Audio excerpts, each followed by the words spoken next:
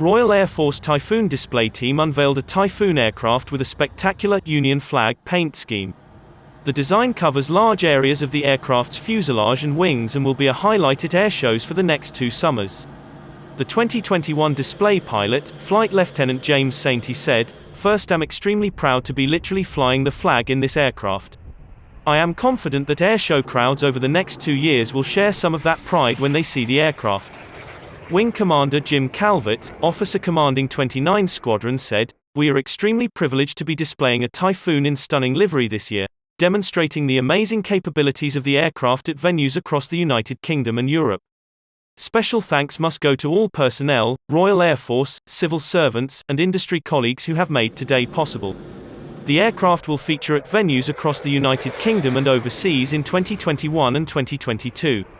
It will also be flown at Royal Air Force Coningsby, where it is used to instruct trainee Typhoon pilots.